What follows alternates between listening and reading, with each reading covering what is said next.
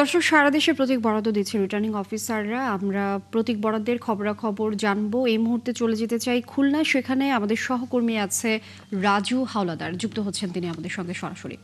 আর রাজু হাওলাদার, প্রতীক বরাদ্দের পর খুলনায় সার্বিক নির্বাচনী পরিবেশ এই মুহূর্তে কেমন দেখছেন এবং নেতা কর্মীরা এ বিষয়ে কি বলছেন? ধন্যবাদ আপনাকে।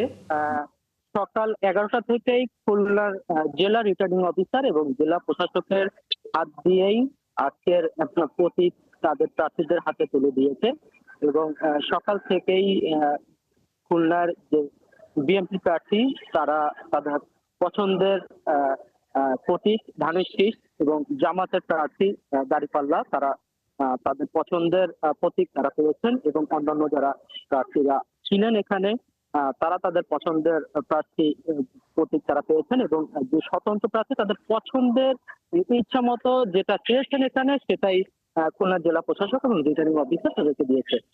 আসলে আপনারা এর আগে শুনেছেন খুলনায় 6টি আসনের 38 জন প্রার্থী যাচাই বাছাই শেষে এখানে সিলেক্ট হয়েছে এবং বৈধ ঘোষণা হয়েছে।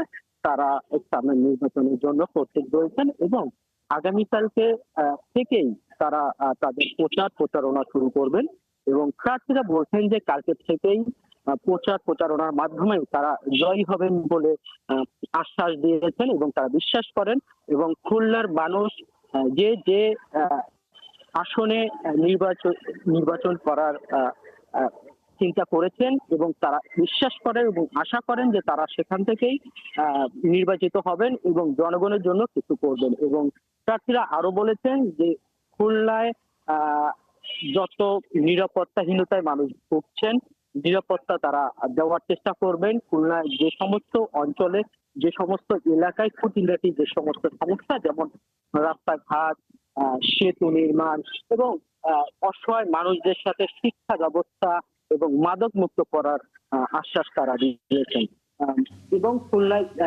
যারা প্রতীক পেয়েছেন এবং তারা সকলেই আশা করছেন। রাজু হাওলাদার, অনেক ধন্যবাদ যুক্ত হবার জন্য। দর্শক, খুলনা প্রতীকের বরাদ্দের খবরাখবর আমাদেরকে জানাচ্ছিলেন সহকর্মী রাজু হাওলাদার।